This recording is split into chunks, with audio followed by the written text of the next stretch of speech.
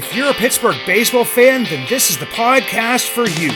Make your way down, grab a beverage, and get ready to talk Pirates with myself, Craig Toth, and Scott Jackson, two of the biggest fans you'll ever meet. This is Bucks in the Basement. Now I see the changes in this town. They change, they say one thing, but then the next day it's different. They change, but they don't know what they want. All they do is change.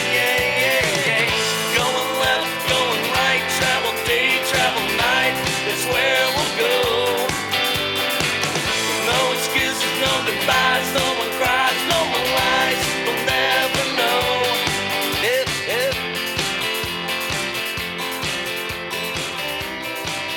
The other day when I was reading Pirates Twitter, I felt like I was in some sort of alternate universe. I don't know if it was the Twilight Zone or whatever it was, but then I realized and I pinpointed what I thought and realized was happening, and I was right.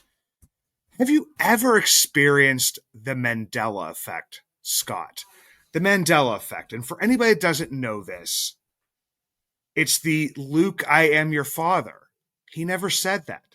He said, no, I am your father. The Monopoly Man never wore a monocle. There never was a Jiffy peanut butter. There was Jif and there was Skippy, but for some reason we think there's Jippy. Play it again, Sam. Nope. In Casablanca, he said, play it, Sam. There are so many of these out here that it's kind of like really insane. The one that really got me was, because I say this every once in a while, is life is like a box of chocolates. You never know what you're going to get.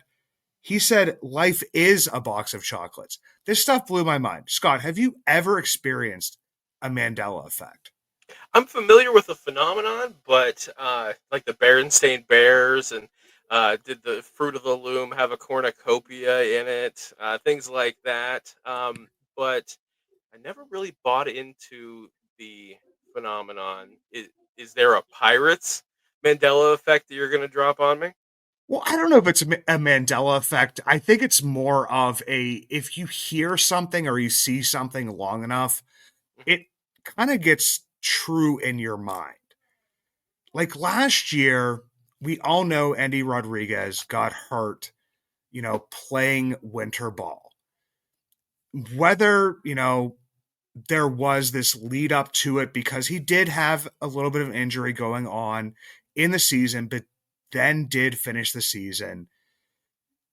The Pirates somehow still get blamed from time to time, and it kind of gets thrown out there by not just fans, but actual journalists, different things, and saying, why did they let Endy Rodriguez play? But that was one of the main questions during Pirates Fest last year for anybody who was there.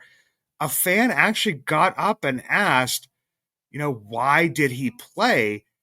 And Ben Cherington gave probably one of the most, word salad free answers that you would give, is that we couldn't stop him. He was allowed to play because there was no, outstanding injury. There was nothing holding him back. And because of the agreement that exists between these winter leagues and Major League Baseball, they are allowed to go play. And unless the team can give like a valid and good reason as to why they can't play. And the only valid reason they can give is because there's an injury. There's an active injury. He's recovering from an injury. Endy Rodriguez went down for 10 games early on during the season. There was a huge scare. There was a huge, I guess it would be melee or something that went on Twitter where somebody said he's okay. Obviously, people, pushed back on that and said he's not okay because he's still sitting out. Comes back, finishes the season. They can't stop him from going. I had been getting messages from people asking, why is Ono Cruz? Why are they letting him play? Aren't they risking another injury? Ono Cruz made it the entire season. So number one, the Mandela effect would be like people thinking that the Pirates let him go play in Winter Ball last year. So the Pirates are responsible for his injury. I mean, I would hope that they would have given him some sort of examination before he went down. That's a question I would maybe like to be answered. The other effect that kind of comes into me is that, I mean, I keep on hearing, and I agree with a portion of this argument is that David Bednar was rushed back from injury last year. I think a lot of that had to do with the Pirates Bradenton flu that was going around, Colin Holderman losing like 15 pounds. You had, Carmen Majinski was injured at that point in time. And so David Bednar is in the bullpen. And they do have that sweep in Miami. But the Mandela effect for me in this one is that, I mean, it's basically been mentioned that he was brought back cold, that he had not pitched up until that Friday game in Miami, and that is just simply not true. David Bednar was injured early on in spring training. He then pitched two games, one of them happening the Sunday before opening day, and then he pitched on that Friday. He was pitching back sessions before that because if anybody's been down to spring training, and I've told this story before previously, is that, Martin Perez was listed as kind of being held back. He was dealing with something. And then I watched him pitch 5 innings on a backfield at Pirate City with like maybe 20 people there. So, and there's no media, there's no nothing. So, I mean, that's the biggest thing to me is like, I just kind of wanted to dispel this stuff that's kind of out there. And you see, either a stat line or Ono Cruz standing in the box and thinking that this is somehow something to do with the Pirates or putting out something that is just simply not true. I mean, yes, your point stands that they maybe rushed him back, but when you're saying that, at least get your facts straight to the point that, yeah, David Bednar was injured, was working himself back. The first few games were probably an extension of his spring training, but I don't believe that they put him out there if he's quote unquote unhealthy. He was probably just working through some stuff. So that's just more of, kind of the Mandela effect for me. And there is a piece of this that kind of like it just extends throughout social media. But I know, Scott, before we jumped on here, you were talking about, the stuff with Endy and Yeah, like your feelings on it. yeah, absolutely. Well, don't you know with the Bednar thing, if it doesn't happen in front of the cameras and Greg Brown and Bob Walker aren't talking about it, it didn't happen.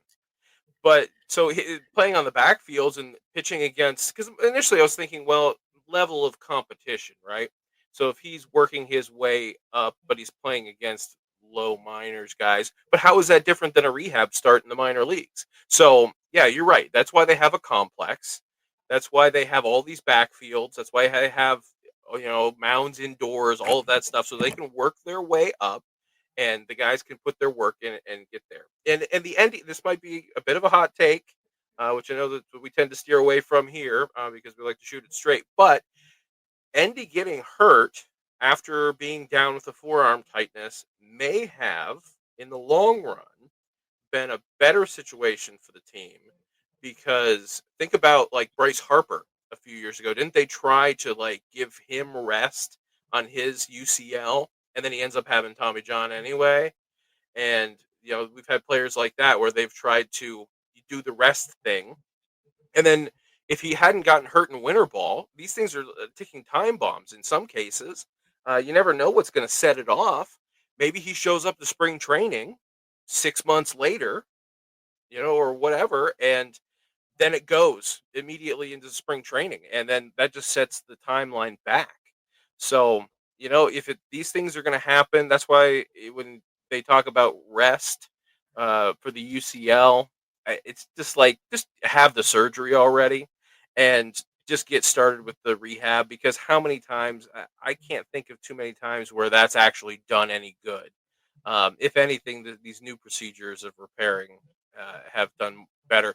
But as far as this Mandela effect, or more likely, certain people in the media or in social media having an agenda that they reinforce by repeating the same alternate facts, maybe we'll say, over and over, or misremembering and trying to force their opinion and sway people, and just repeating the same things over and over again incorrectly, and people buying into it because really we don't have, not many people have the time, especially this time of year, to go back and look at game logs or watch tape or any of that stuff.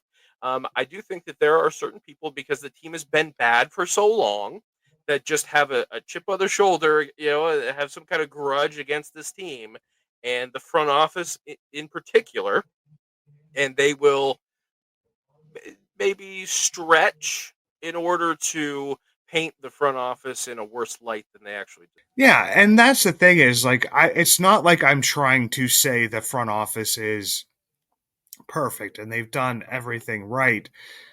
It's just more of like kind of setting the record straight, and Yeah. like you said, Scott, we're just trying to provide people with kind of the facts here, because I mean, we're not only like following the team during the regular season, we're following the team during the off season.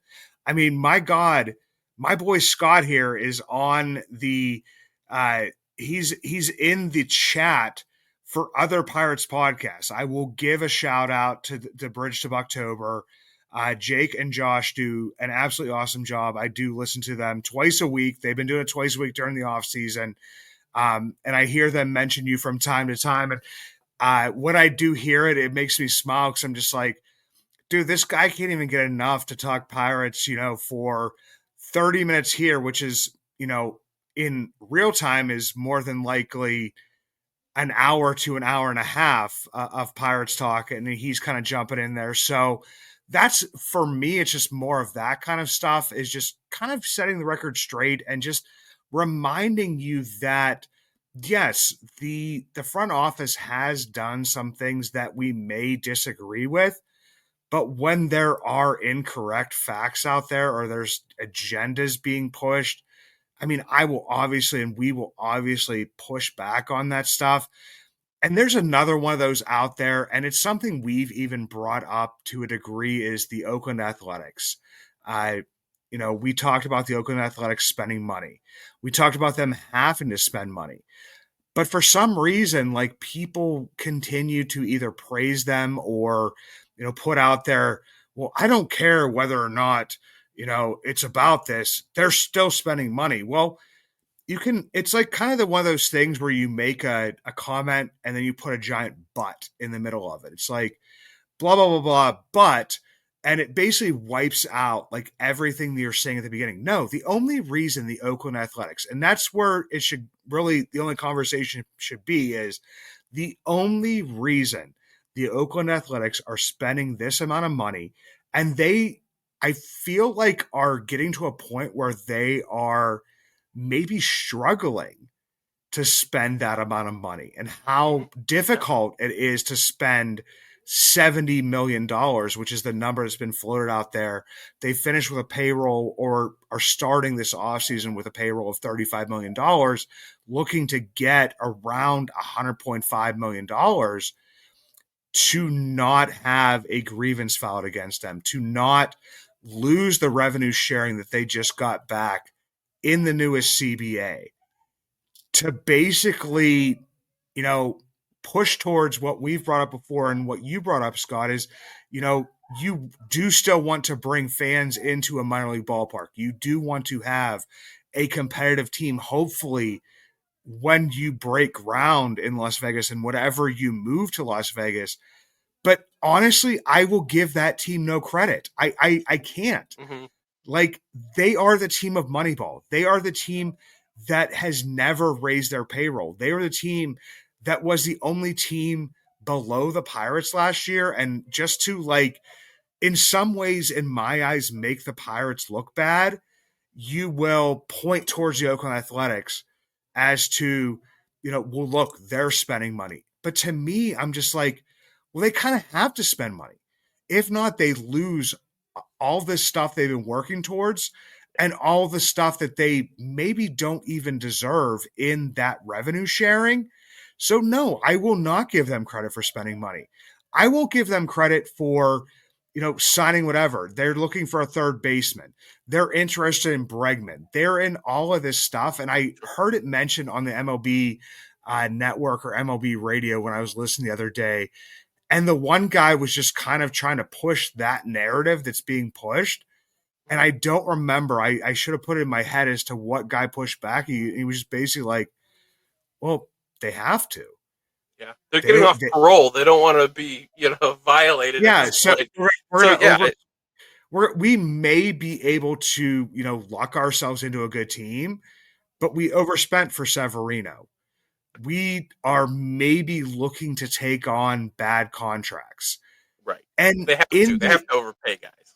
yeah, and in the end, it could you know end up working out for them. But it's like we talked about before, Scott, and I just get so fired up about this when people talk about, teams going for it and a team that, didn't win very much. The Oakland Athletics won 69 games. The Royals, in 2023, I mean, they were a bad team and they went out and spent kind of a little bit of money and people just say, well, if you spend money, you win. And they praise the Royals, who are trying to look for a new stadium Right. after spending all those contracts, then got turned down for that, happened Hmm. to be playing in the same division as the White Sox. There's not like really it wasn't a luck that how many teams from the AL Central made it into the playoffs. Right. Right. I mean, yes, the Royals did good things, and we should, they signed, a possibly a generational talent in Bobby Witt Jr. and got him early, before he would hit free agency. They, went with Seth Lugo, who was a guy who, was kind of a swing man, and they took a risk on him, and he performed very well. They brought in Michael Waka, who outperformed, as I've talked about before, the previous like 2 or 3 years. So they did very well with that. Salvador Perez coming back and having a bounce back year. Uh, Vinny Pasquantino, the Pasquatch, coming back and playing out of his mind. But the other part of this is that you don't mention the teams that spend a crap ton of money Right. or make all of these signings. Like you pull out that one example of a team that like, oh, and I've seen Ben Verlander do it, the freaking nepo baby of the world. Yeah. And I hate that kind of stuff because it's not in a defense of the Pirates. It's a Right. defense in the fact that people just go on these rants of the Pirates, should be spending $170 million and that would make them a contender. There's a lot of teams. Right. We've mentioned the Reds a million times, and Yeah. there's more. And I could go for, and people don't Well, want to hear my voice this much. the Rockies. That's the example that I pointed to is that the Chris Bryant contract. I mean, they're. I'm sure they were in a similar boat where hey, we want to spend money, we want to sign a big name talent, so they give Chris Bryant 7 years, $182 million, and so far he's a minus 1.4 F4 player for them. So they're going backwards. Imagine if the Pirates made a deal like that committed that kind of money to a guy who performs in that way, it it would set the franchise back. And that's a whole nother set of issues about how large teams can spend and spend and spend and paper over all of their mistakes and cut players and pay their full contracts and go sign other superstars and these mega teams that it looks like we're starting to build that are going to be perennial, contenders for 10 years based on the guys that they're signing. But an example that you brought up when we were talking before is the Arizona Diamondbacks. They made the World Series and then they go out and spend some more money and then they don't make the playoffs. Spending money doesn't mean that you're buying wins. But we can say that and we can and I know you and I are on the same page with this. They need to spend more money than they spend now, but they need to spend it wisely. And just because they're not going out and getting a Juan Soto or they're going to getting a Spencer Horwitz instead of a Pete Alonso, and they're not signing these huge names to big contracts, just it doesn't mean that they're not getting better or they're not going to be competitive. They just have to build their team in a different way, and it's the only major sports league in the United States, or really the continent, right? That doesn't have the salary cap, the salary floor, even distribution of resources. The NFL is as huge as it is in part because teams have a level playing field. And if you were going to be the Steelers and you're going to be a perennial powerhouse, you do it based off of merit, signing the right players, managing your salary cap, developing those players, identifying talent through the draft, not just being able to go sign every big name superstar. Where would the Bills be if it was like at Major League Baseball and they couldn't sign Josh Allen to a huge contract and keep him around? They'd be moving on to the next guy, and he'd be going, and the Giants wouldn't be in the position they are. The Browns are the Browns because of incompetence, not because of an uneven playing field. So that's another thing that got me going this week was when Soto signs and the Yankees go on their spending spree and trading for players. People saying, if you own a Major League Baseball team, you're a billionaire. Spend money like a billionaire. Well, how many billionaires became billionaires because they're spending their own money in a prospect that is really, in that point, would be losing money? If the Pirates went and had a $200 million payroll, they're going to bleed money. And then Bob Nutting won't be a billionaire anymore. So, yes, Nutting is cheap, but also there are flaws with the system. They have to build their team in a different way, but they have to be mindful of and a bit resourceful for how they construct these rosters. And another thing is that a lot of complaining about the moves that have been made, but Ben Charrington's job is not just to fill the 40-man roster. He has to fill the whole system. He has to have depth pieces. So yes, they're making signings, they're making trades for guys who are likely inconsequential for the most part for the season, but because the dominoes are falling everywhere around us, we're getting worked up. When Nick Solak gets signed, and they're like, "Oh, well, this is the big move that's going to bring us a World Series." Well, no, but it's part of the process, it's part of the job, and it's part of building a system. Yeah, and the crazy part was about that Nick Solak one is like I woke up to like Nick Solak all over my timeline, and I'm like, Anthony Murphy reported that like 5 days ago that he saw that on there. And for anybody that doesn't, go follow Murph. It Yes, is absolutely. at double underscore Murphy 888. It's so like it was already like I already knew about that. So when like people were like having those types of comments about those things, it absolutely drove me nuts. And I could go a billion different directions with the types of conversations we're having here. I mean, the one thing I'm thinking about was,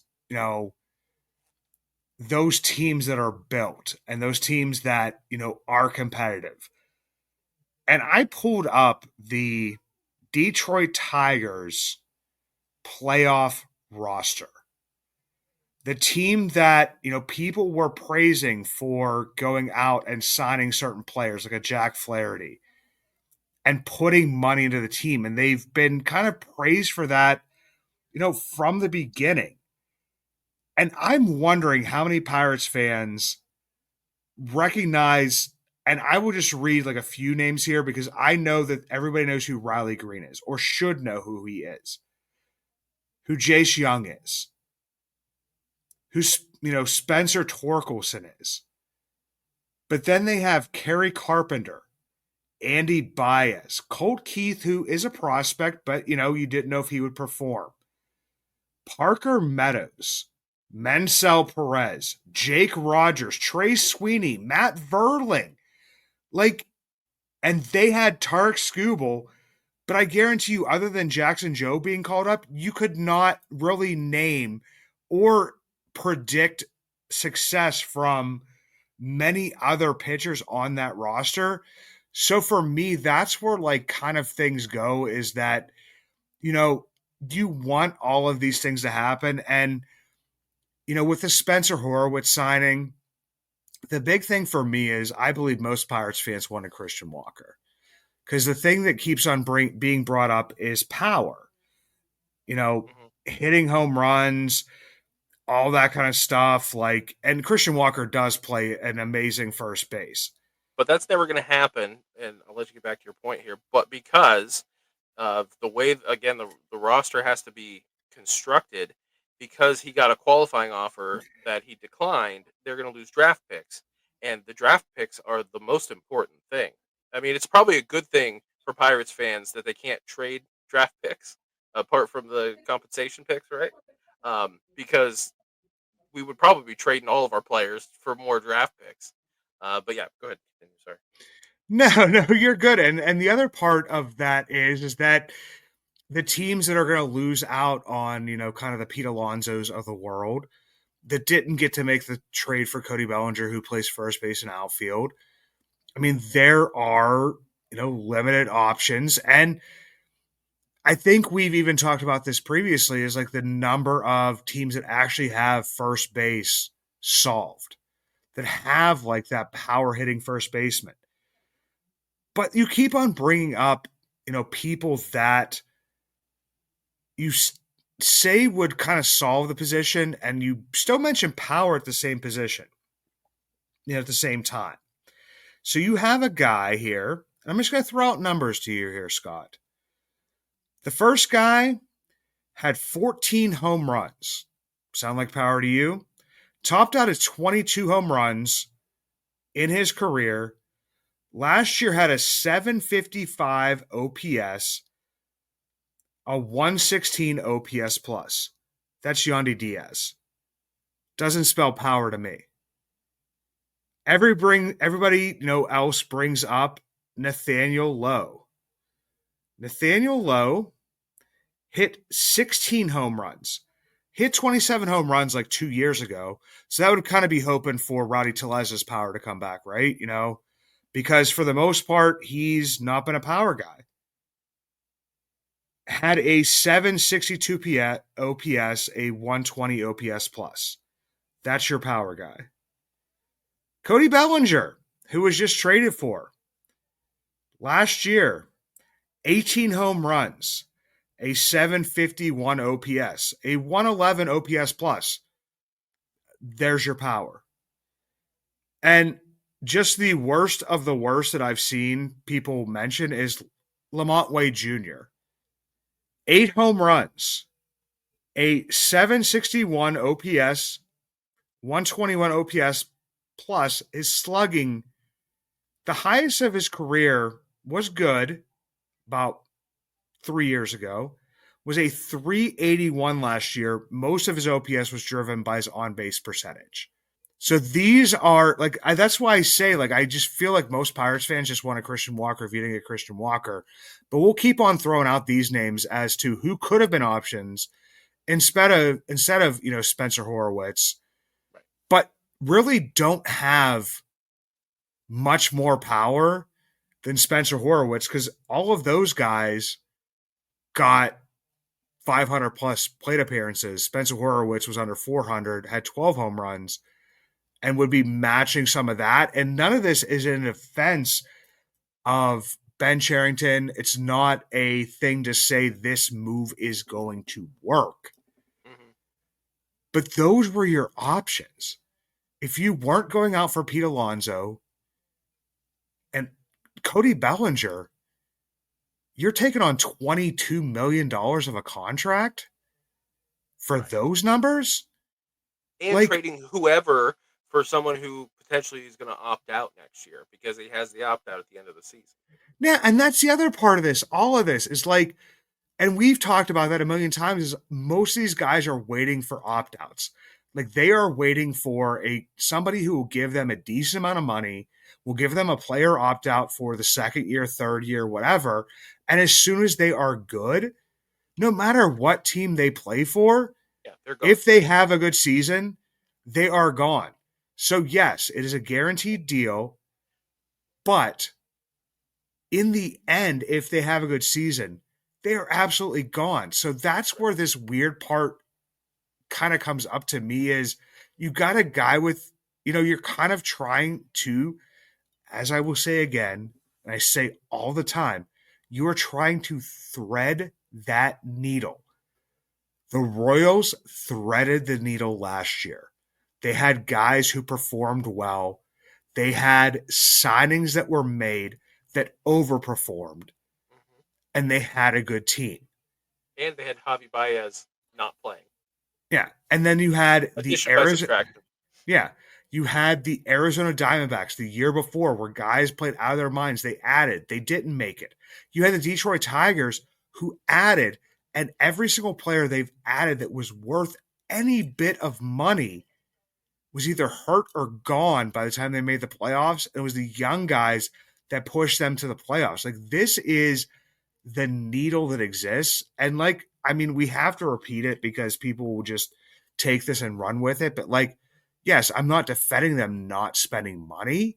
Right. There's obviously places where money can be spent, but money doesn't solve it. And there is such a discrepancy that you have to hope for guys to play out of their minds for a season or two Hmm. if you do not have what I feel like the Royals have a leg up on some of those guys because they have Bobby Witt Jr., almost a 10 war player last year. Yeah. If you do not have that, you have to have guys play out of their minds to kind of creep in. Yeah, and you also have to have guys that you develop, hit, and then stay with you. That's how teams in the market sizes of Pittsburgh and even Cleveland to a degree, you know, you have your guys that come up and then you sign them to the longer extensions, and that's you're not going out and getting huge free agents. That's not going to happen with Pittsburgh. They're not going to go sign a guy for 15 years. It makes their financial futures too rigid, and there's too much of a risk there. The next big signing that the Pirates are likely going to make is if they can get O'Neill Cruz to resign. Or, I would have said last year Bednar. I think that his struggles last year kind of kicked that down the road a little bit. But yeah, I don't. They're not going to go and get a big free agent that they're going to sign to a multi-year deal. Any of those multi-year deals with big money are going to come from guys that have been proven in their system, and it's just the way the market is right now, and the way that you're having these teams that are going to sign guys to long contracts so that they can manage the AAVs, and still the players will get big money. And I understand, you know, being a Pirates fan, I don't need to defend these billionaires and Bob Nutting pinching pennies. But at the same time, Juan Soto's not going to ever buy me a beer. I don't care how much money he makes. I have no financial interest in how much money he makes either. I'm not going to be in his will. So, the things are out of control. The most important thing to me is that my favorite baseball team that I spend all year paying attention to and rooting for and reading about and listening to podcasts about, that they stay in Pittsburgh, that they stay competitive. They have a shot every decade, maybe, to make a run at things. And we can't all be Yankees and Mets and Dodgers fans that can just spend wildly and be in the playoff picture every single year because of it.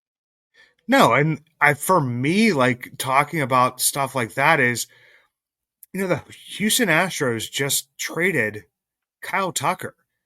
I mean, everybody has seen the stats out there, and they've seen like the side by sides of him versus Juan Soto over the past few years. I mean, he is ridiculously good, and it stinks that he is in our division. But more than anything, is everybody thought about the big bad Houston Astros. Hmm. Why wouldn't the Houston Astros just keep him or extend him? They knew he goes to free agency, he's priced out.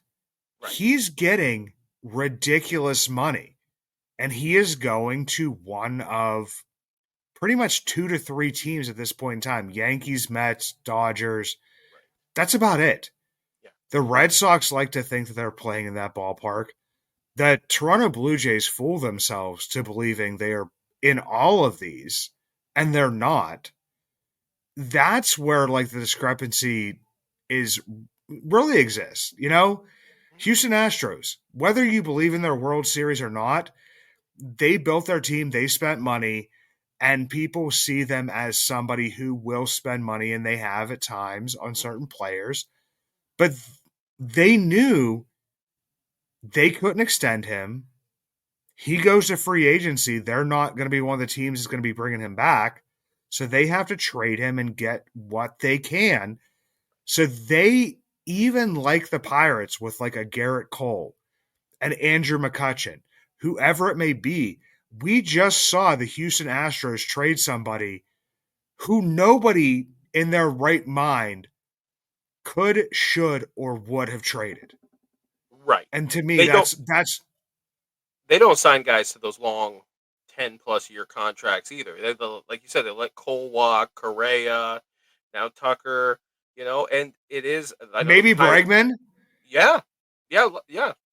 And so I think that that is something that I try to point out to people when they talk about the Pirates trading a guy with a year or two control left, because let's not fool ourselves. It's going to happen with Skeens. Paul Skeens is not going to be a Pirate forever. But we've been talking a lot about the Cubs today. Remember there was that year where they traded Rizzo, Bryant, and Baez in the same year because they weren't going to re-sign those guys, and you have to get something. So the Astros, to your point, and are like the Rays, maybe not to the same degree, but they've had more success, knowing when to move on from guys, knowing when they're not going to be able to re-sign guys, and getting something for them. And they're going to set themselves up, and that's how you keep things going. We talked about it with the Brewers. They moved Josh Hader, even though they were in a playoff race. They moved him because they weren't going to keep him. They got something for him, and now Devin Williams, very similar.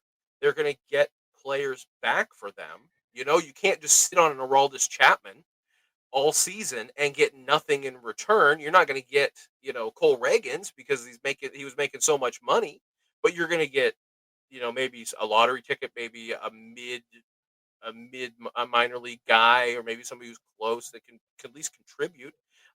It's about being smart, and those are the teams that are the most dangerous. Are the ones that have resources and have that competency we were talking about, like NFL powerhouses. Yeah, and people always talk about how smart the Brewers are, and I believe they are. I believe they are a very smart team. I'm still thinking they should have traded Willie Adames Oh yeah, you can't let your guy because and what they could have gotten for him last year instead of letting him walk, knowing you weren't going to be able to resign him. And realistically, I know that people say that like when you get into the MLB playoffs, it's kind of like the hot team or the winner take all or whatever. But like I said, in the end, it's the teams that are in the top 15 of spending. And the Brewers obviously spend more than we do, guy. but the Brewers are kind of nowhere near the top 15. So they would have to thread that needle. And that's the part that kills me is they definitely do it smarter. They definitely do spend more money, whether it be, $40 million like it was last year. But in the end, I still feel like they made a mistake because you didn't have the pitching. You had traded off Corbin Burns. You had an injured Brandon Woodruff. And you were still trying to push for this to kind of go nowhere to then lose Willie Adames, where you could have traded him at the trade deadline, realizing you probably going to win the division, you weren't going to win the World Series, and gotten more stuff back for it, and now you have nothing. That's where like you can critique and you can, kind of crap on every single GM in Major League Baseball to a degree, except for the ones that can make up for their mistakes by spending. And the Pirates aren't one of those. And that's where my frustration comes in is that, I mean, I've gone back and we could make this a 2-hour long episode of, Ben Sherrington's trades. He didn't have the guys to trade. Hmm. They were good to us. Right. None of the guys they traded were good to Major League Baseball. Joe Musgrove was not Joe Musgrove until after he left Pittsburgh, and it didn't have to do with anything with him leaving Pittsburgh. It had to do with him maturing. Hmm. Josh Bell, we've seen what he's done. He's been a kind of okay player, but he's not anybody that's going to bring back a great return. Jamison Tyon, like Adam Frazier Yeah. So on a high on hot him. streak. Do you know what I mean? So like that's my thing is that like there's a piece of me that, kind of gets frustrated with certain things, but there's a piece of me that also just gets frustrated with people just reacting as if he walked into you can describe it. And that's another maybe Mandela effect to end this with is that people will say Ben Sherrington walked into a horrible situation. Neil Huntington needed to be gone. This system was barren. It was absolutely god awful. And then in the same breath, bash Ben Sherrington that he couldn't get good returns on trades from a horrible team that Neil Huntington had built. So, I mean, maybe that's kind of where I'm at right now is just that I know there's not a lot going on. And Hmm. it's just to me, just look at it and try to see if there is ways this can happen and ways that this team can be successful instead of looking at what could have happened or maybe in an alternative universe we're going to maybe Spider-Man at this point in time, the multiverse with Doctor Strange, and thinking, if they would have done this, or if we would have held on to this person for one more year. No, we are kind of at a disadvantage here. And I just feel like that people are not only having the Mandela effect, they're cherry picking. And it just is getting very, very frustrating as somebody who just kind of wants to talk Pirates baseball and instead of kind of talking about, I don't know, it's like what could have been, what should have been, what could be. Yeah, my frustration has me at my high wits end.